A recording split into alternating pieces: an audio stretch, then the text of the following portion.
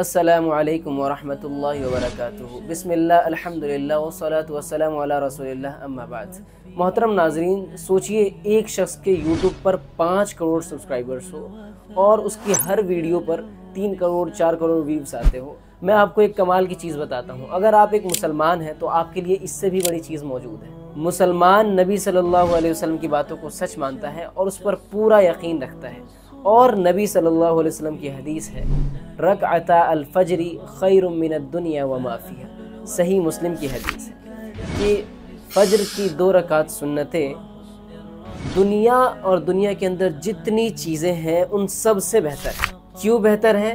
इस्लामी नाहिए से सोचिए। इसलिए क्योंकि दुनिया और दुनिया के अंदर जितनी चीज़ें हैं वो सब ख़त्म हो जाने वाली हैं, छूट जाने वाली हैं, और नेक आमाल, अच्छे काम ये बाकी रहने वाले हैं और इसका बदला आखिरत में मिलने वाला है। इसीलिए अहले इल्म कहते हैं कुल्लु तस्बीहिन खैरुम मिनद दुनिया व मा फिहा, कि हर एक तस्बीह यानी एक बार सुभान अल्लाह कहना ये दुनिया और दुनिया के अंदर जितनी चीज़ें हैं उन सब से बेहतर है। इसीलिए अपनी सोच ठीक कीजिए कि एक शख्स जिसके करोड़ों सब्सक्राइबर्स हो लेकिन वो अल्लाह पर ईमान ना रखता हो, और एक शख्स जो गुमनाम हो, जिसे कोई ना जानता हो लेकिन वो अल्लाह पर ईमान रखता हो, और अल्लाह पर ईमान रखते हुए एक बार सुभान अल्लाह कहता हो, तो उसका एक बार सुभान अल्लाह कहना इस शख्स के करोड़ों सब्सक्राइबर्स से बेहतर है। और इसीलिए कुरान में आया हुआ है सूरह अनआम आयत नंबर 116 के अंदर कि व इन तुति अक्सर मन फिल अर्द युदिल्लुका अन सबीलिल्लाह, कि अगर आप अक्सर लोगों को देखेंगे, अक्सर लोगों की इत्तिबा करेंगे,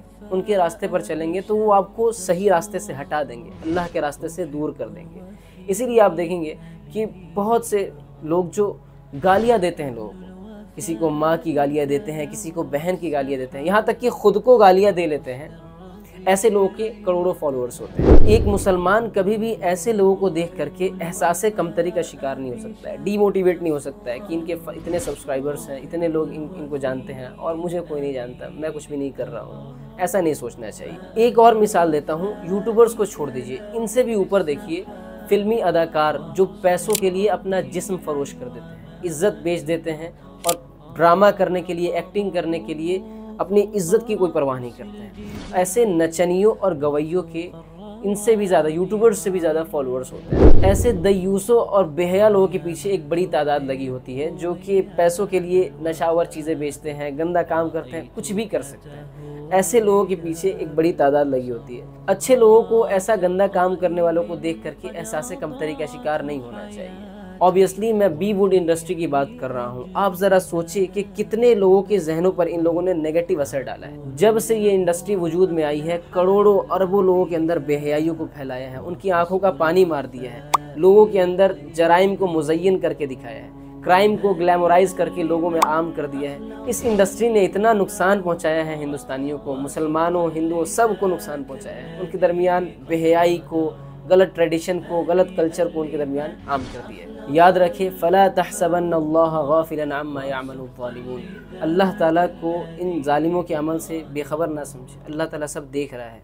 और अल्लाह ने कुरान करीम में इरशाद फरमाया, इन्नल्लज़ीना युहिब्बूना अन तशिअल फ़ाहिशतु फ़िल्लज़ीना आमनू लहुम अज़ाबुन अलीमुन फ़िद दुनिया वल आखिरा, कि जो लोग चाहते हैं कि ईमान वालों के दरमियान बेहयाई फैल जाए, उनके लिए दर्दनाक अजाब है, दुनिया के अंदर भी और आखिरत में भी। मुसलमान को कभी भी इन दयूसों की तरह, इन खबीसों की तरह बनने की चाहत नहीं रखना चाहिए। जो शख्स अच्छा कंटेंट, दीनी कंटेंट बना रहा है, उसके 10 ही फॉलोअर, 10 ही सब्सक्राइबर्स इनके करोड़ों फॉलोअर्स से बेहतर है, क्योंकि इनके करोड़ों फॉलोअर्स बेहयाई को देखने वाले हैं, बुराइयों को देखने वाले हैं, उसी मेंटालिटी के हैं, और इसके 10 ही फॉलोअर्स हैं लेकिन ये अच्छा कंटेंट देखने वाले हैं, ईमान वाले हैं, अच्छे लोग हैं, तो ये 10 लोग उन करोड़ों लोगों के मुकाबले में बेहतर है। फिर बता रहा हूँ, अपनी सोच को बदले, सोच को दुरुस्त करें। कुछ लोगों को मैं जानता हूँ, उन्होंने यूट्यूब पर वीडियोस बनाना शुरू किया और फिर छोड़ दिया। मैंने उनसे पूछा क्या वजह है, क्यों वीडियोस बनाना छोड़ दिया? तो उन्होंने कहा, यार वीडियोस बनाते हैं, व्यूज़ ही नहीं आते ज़्यादा, इसलिए हमने छोड़ दिया। उनकी शिकायत ये थी कि हम अच्छी बातें बताते हैं वीडियोस के अंदर और उसे यूट्यूब पे डालते हैं तो व्यूज़ ज़्यादा नहीं आते, और जो लोग खाली ईरान इजराइल डाल देते हैं और ईरान इजराइल के अंदर ये बता देते हैं कि इजराइल ने ईरान पर इतने बम गिराए, ईरान ने इजराइल पर इतने बम गिराए, खाली ये बता देते हैं, उस पर लाखों व्यूज़ आते हैं। अगेन मैं ऐसे लोगों से कहूँगा, अपनी सोच को ठीक कीजिए। आपको क्यों लग रहा है कि मेरे व्यूज़ कम आ रहे हैं? क्योंकि आप दूसरों से कंपैरिजन कर रहे हैं, दूसरों से मुकाबला कर रहे हैं कि उसके इतने व्यूज़ आ रहे हैं, उसके मुकाबले में मेरे इतने ही व्यूज़ क्यों आ रहे हैं। उनको 150-200 व्यूज़ कम लग रहे थे, तो मैंने उनसे पूछा कि जिस मस्जिद में जुमे की नमाज़ पढ़ने जाते हो उसमें कितने लोग आते हैं। तो छोटी मस्जिद थी, बताया कि 150-200 लोग आते हैं। तो मैंने कहा कि जुमे के खुतबे में 150, 250, 300 लोग आ रहे हैं सुनने के लिए, और तुम्हारी वीडियोस पे 150-200 व्यूज़ आ रहे हैं, तो तुम्हें ये कम लग रहा है। अगर आप वाकई अच्छी नीयत से कर रहे हो तो बात व्यूज़ की होनी ही नहीं चाहिए थी। 100-200 लोग भी अगर आपको देख रहे हैं तो ये कम नहीं है। कैसे पता चला आपको कि आपके व्यूज़ कम है? क्योंकि आपने दूसरों को देखा। ऐसे लोगों को अल्लाह के नबी की वो हदीस ज़हन में रखनी चाहिए, इज़ा नज़रा अहदुकुम मन फुद्दिला अलैहि फिल माली वल जिस्म, कि जब तुम में से कोई शख्स अपने से ऊपर वाले को देख ले जिसे माल और सेहत दी गई है, फलयंजुर इला मन हुआ अस्फला मिन, तो उसे चाहिए कि वो अपने से कम दर्जे वाले को भी देख ले, अपने से नीचे वाले को भी देख ले। और आप लोकल मसाजिद की मिसाल ले ले, जब एक इमाम दर्स देता है मस्जिद में इशा के बाद या फजर के बाद,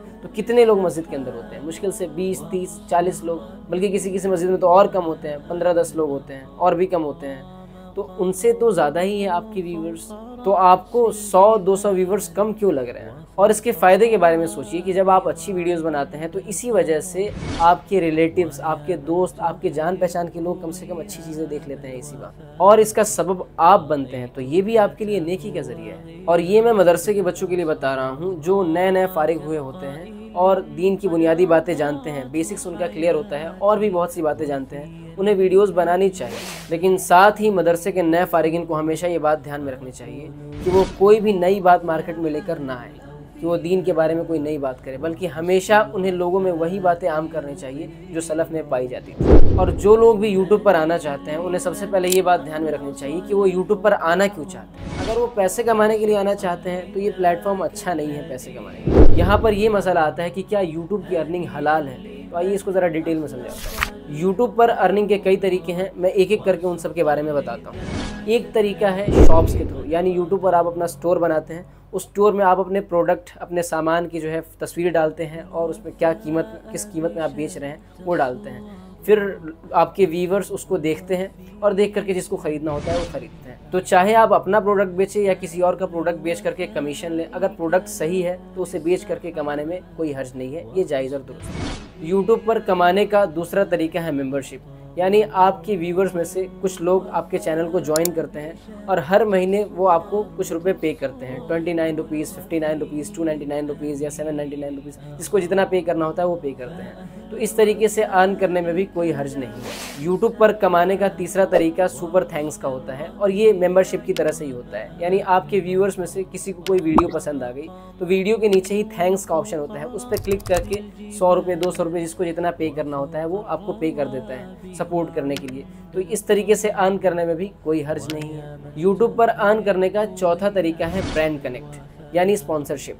इसमें कोई कंपनी आपसे अपने प्रोडक्ट को या अपने एप्लीकेशन को या अपने वेबसाइट को आपसे प्रमोट करवाती है। आप अपनी वीडियो के अंदर आकर के उनके प्रोडक्ट, वेबसाइट या एप्लीकेशन को प्रमोट करते हैं और उसके बदले वो आपको पैसे देते हैं। तो अगर प्रोडक्ट, वेबसाइट या एप्लीकेशन अगर सही है तो उससे अर्न करने में भी कोई हर्ज नहीं है। लेकिन अगर कोई ड्रीम 11 जैसे ऐप को या जुपी लूडो जैसे ऐप को प्रमोट करे तो जाहिर सी बात है ऐसे ऐप्स को प्रमोट करके वो अर्न करता है तो अर्निंग सही नहीं होती, वो कमाई जायज़ और हलाल नहीं होती। यूट्यूब पर अर्न करने का पांचवा तरीका जो कि सबसे पॉपुलर है और वो है शॉर्ट्स और वीडियोस पर एडवर्टीजमेंट चला करके अर्निंग करना। इसी के बारे में ज़्यादातर लोग जानते हैं और इसी के बारे में सवाल करते हैं। इस बारे में मैं तफसील से 2 वीडियो पहले ही बना चुका हूँ, उन्हें आप देख सकते हैं। यहाँ पर मैं उसको थोड़ा सा और वाज़ेह कर देता हूँ। आसान लफ्ज़ों में मैं आपको बताता हूँ। अगर आप अरब उलमा के फ़तवों को देखेंगे या दूसरे उलमा के फ़तवों को भी देखेंगे तो आपको पता ही चलेगा कि एडवर्टीज़मेंट के ज़रिए से कमाना असलन हराम नहीं है। आपके चैनल पे प्रचार चले और आप उससे कमाएं, असलन ये हराम नहीं है। ये डिपेंड करता है कि एडवर्टीज़मेंट, प्रचार किस तरीके का है। अगर एडवर्टीज़मेंट के अंदर कोई शरई कवाहत नहीं है, नॉर्मल एडवर्टीज़मेंट है, किसी प्रोडक्ट का एडवर्टीज़मेंट है, उसमें म्यूज़िक नहीं है, बेपर्दगी नहीं है और गलत चीज़ों को प्रमोट नहीं किया जा रहा है, नशावर चीज़ हो या कोई ऐसी चीज़ हो जो नुकसानदेह हो, तो गलत चीज़ों को प्रमोट नहीं किया जा रहा है, तो ऐसे एडवर्टीज़मेंट को दिखा करके अर्निंग करना ये हलाल है, जायज़ है। और अगर एडवर्टीज़मेंट ख़राब है, एडवर्टीज़मेंट के अंदर शरई कवाहत है, तो ऐसे एडवर्टीज़मेंट को दिखा करके अर्न करना ये दुरुस्त नहीं है, ये जायज़ और हलाल नहीं है। तो यूट्यूब पे जो ऐड चलता है वो गूगल के थ्रू चलता है और दिक्कत यहाँ पर ये आती है कि गूगल के थ्रू जो ऐड चलता है यूट्यूब पर उसमें 95% जो एडवर्टीज़मेंट होते हैं वो गैर शरई होते हैं। क्यों? क्योंकि अगर किसी सिंपल अच्छे प्रोडक्ट को भी प्रमोट किया जा रहा होता है तो उसके अंदर भी एटलीस्ट म्यूज़िक शामिल होता है या फिर कोई बेपर्दा खातून आई होती है। और मुबालगा आराई तो एडवर्टीजमेंट के अंदर जनरली होता ही होता है। मुबालगा आराई को हटा दे कि इंसान अपने प्रोडक्ट को खूब अच्छा बता करके बेच रहा है कि बहुत अच्छा प्रोडक्ट है मेरा, झूठ बोल रहा है, उसके अंदर 50 झूठ शामिल है, उसको हटा दे। फिर भी म्यूज़िक और बेपर्दगी ऐसी बीमारी है जो यूट्यूब के 95% ऐड के साथ लगी हुई है। क्या हो रहा है?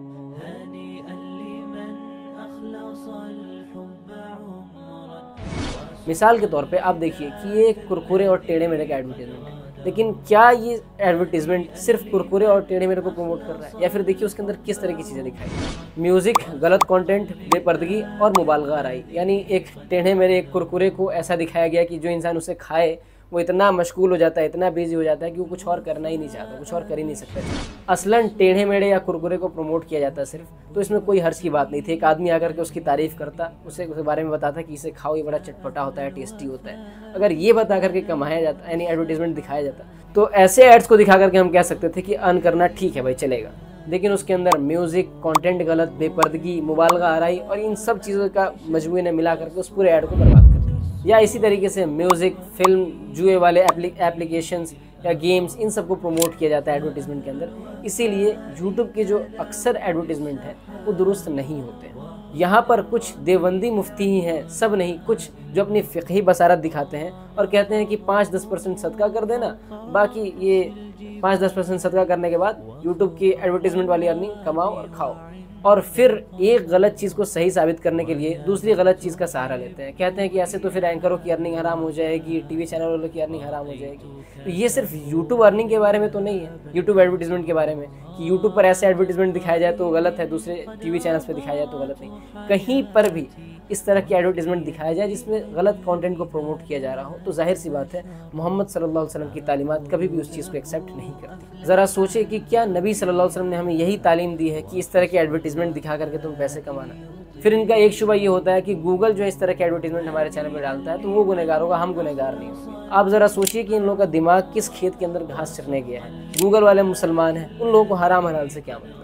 वो तो आप परमिशन दे रहे हैं, मोनेटाइज कर रहे हैं अपने वीडियो को, तो उस पर एडवर्टीजमेंट चला रहे हैं। आप अपने वीडियो से मोनेटाइजेशन ऑफ कर दें, वो एडवर्टीजमेंट नहीं चलाएंगे। मतलब अपने वीडियो को मोनेटाइज करके गूगल को इजाज़त आप खुद दे रहे हो कि हाँ भाई मेरे वीडियो पे एडवर्टीजमेंट चलाओ, और फिर कह रहे हो कि मैं नहीं, गूगल गुनहगार होगा। मतलब इस बात का कोई तुक बना। फिर कुछ लोग ये शुबा पेश करते हैं कि गूगल एडसेंस में जाकर के हम ऐड की कैटेगरीज को ब्लॉक कर सकते हैं। ऐड की कैटेगरीज को आप चाहे कितना भी ब्लॉक कर दें, आप म्यूज़िक और बेपर्दगी को ब्लॉक नहीं कर सकते हैं। कुरकुरे का एडवर्टीजमेंट आ रहा होगा और उसमें ये सारी चीज़ें दिखाई जा रही हैं। अगर मुस्तकबिल में यूट्यूब कोई ऐसी पॉलिसी लेकर के आता है कि इंसान की वीडियोस पर सिर्फ वही एड्स चलेंगी जिसकी परमिशन जो है हम खुद से दें, तो उस सूरत में हम कह सकते हैं कि सिर्फ सही एडवर्टीजमेंट को चुन करके हम अपने वीडियोस पर चलाने की इजाज़त दे दें और उससे अर्न करें, कमाएं, तो ये दुरुस्त होगा। और एक बात मैं आपको बता दूं कि जो छोटे चैनल्स हैं जिनके चैनल पे 1000 सब्सक्राइबर्स और 4000 घंटे वॉच टाइम नहीं है, उन लोगों को यूट्यूब ये इख्तियार नहीं देता है कि वो लोग अपने चैनल पे चाहे तो ऐड चलाए या ना चलाए, बल्कि उन लोगों के चैनल पे खुद ब खुद यूट्यूब एडवर्टीजमेंट चलाता है और सारे पैसे भी खुद रख लेता है। ऐसे चैनल वालों को पैसे भी नहीं देता और इनके पास कोई इख्तियार भी नहीं होता कि ये उन एडवर्टीजमेंट को रोक सके। तो उन एडवर्टीजमेंट को रोकने के लिए पहले इन लोगों के चैनल को कम्प्लीटली मोनेटाइज करना पड़ता है, फिर उसके बाद हर वीडियो से सिंगल मोनेटाइजेशन को ऑफ करना होता है। तो यानी आप जो भी वीडियो अपलोड करें उस पर मोनेटाइजेशन को ऑफ करके अपलोड करें तो उस पर कोई एडवर्टीजमेंट नहीं आएगा। ये तो शरई नाहिए से बात होगी। उसके अलावा फिर भी कोई अर्निंग करने के लिए यूट्यूब पे आना चाहता है तो आप देखिए ज़रा यूट्यूब की एडवर्टीजमेंट से कितनी अर्निंग होती है। मिसाल के तौर पे मेरी ये वीडियो देखिए, इस पर 1800 व्यूज़ है और मैंने टेस्ट करने के लिए इस वीडियो को मोनेटाइजेशन को ऑन किया था और आप देखिए इस वीडियो से मैंने कितने पैसे कमाए। आप देख के ताज्जुब में पड़ जाएंगे कि मैंने इस वीडियो से कितना पैसा कमाया था। मैंने पूरे 23.5 रुपये इस वीडियो से कमाए। हाँ, ये सच है कि मैंने पूरे 23.5 रुपये इस वीडियो से कमाए थे। ये थोड़ा ऊपर नीचे होता रहता है CPV के एतबार से, कॉस्ट पर व्यू के एतबार से। तो अगर कोई शख्स यूट्यूब पर अर्निंग करने के लिए, कमाने के लिए आना चाहता है तो ये बहुत ही बुरा प्लेटफॉर्म है। यानी आप बहुत ज़्यादा मेहनत करेंगे और आपको कोई ख़ास पैसा नहीं मिलेगा। इससे ज़्यादा पैसा अगर आप बेलदारी कर ले तो उसमें मिल जाएगा। एक बंदा जो नया चैनल बनाता है तो जनरली उसको ग्रोथ करने में टाइम लगता है, तो अगर मान लीजिए एक वीडियो पे उसके 50,000 1 लाख व्यूज़ आने लग गए, तब भी कोई ख़ास अर्निंग नहीं है यूट्यूब से। हाँ, अगर आपके कुछ सब्सक्राइबर्स ऐसे हैं जो आपको मंथली कुछ पे करते हैं मेंबरशिप के थ्रू, तो उसके ज़रिए आपके पास कुछ पैसा आ जाता है, ठीक है। लेकिन एडवर्टीज़मेंट के ज़रिए से अगर आप पैसे कमाने की सोच रहे हैं तो कोई बहुत फ़ायदा नहीं है इसके अंदर। और शरई नाहिए से मैंने आपको बता दिया कि वैसे भी ये दुरुस्त नहीं है। इसलिए इतने घाटे का सौदा ना करें और अपने दीन को इस छोटी सी चीज़ के लिए वेस्ट ना करें, उसे ज़ाया ना करें। अब कुछ लोग मुझ पे एतराज़ करेंगे कि आपने अपने वीडियोस को मोनेटाइज़ करके अर्न क्यों किया। तो मैं उन्हें बता दूं कि पहले मेरा चैनल मोनेटाइज़ नहीं था, बल्कि मेरे पास इख्तियार ही नहीं था कि मैं एडवर्टीज़मेंट को बंद करूं, इसलिए मेरे चैनल पे एडवर्टीज़मेंट चलते थे। और अब मेरे पास इख्तियार है तो मैंने कुछ वीडियोज़ की मोनेटाइजेशन को ऑन किया था चेक करने के लिए। और जाहिर सी बात है, मैं उन पैसों को अपने लिए इस्तेमाल करने वाला नहीं हूँ, बल्कि उन्हें रिफ़ाए आम्मा के कामों में दे दूँगा। और जाहिर सी बात है, जब मैं उन्हें सही नहीं समझता तो अपने लिए क्यों इस्तेमाल करूँगा। हाँ, अगर कोई मेरे चैनल को ज्वाइन करके मुझे मेंबरशिप के थ्रू पे करता है तो उसमें कोई हर्ज नहीं है। ये वाला पार्ट थोड़ा ज़्यादा खिंच गया, लेकिन याद रखिए कि अगर कोई अर्निंग के लिए यूट्यूब पे आना चाहता है तो ये अच्छा प्लेटफॉर्म नहीं है, इल्ला ये कि कोई बहुत मशहूर हो जाता है। और अगर आप लोगों को एजुकेट करने के लिए, सिखाने के लिए, अच्छी बातें बताने के लिए आना चाहते हैं तो वेलकम, ज़रूर आएँ, ये एक अच्छा प्लेटफॉर्म है। अल्लाह रब्बुल इज़्ज़त से दुआ है कि अल्लाह सुब्हानहू व तआला हमें अपने दीन की सही समझ अता फरमाए और ज़्यादा से ज़्यादा नेक अमल करने की तौफीक अता फरमाए। आमीन व आखिर दावाना अल्हम्दुलिल्लाहि रब्बिल आलमीन। अस्सलामु अलैकुम व रहमतुल्लाहि व बरकातुहू।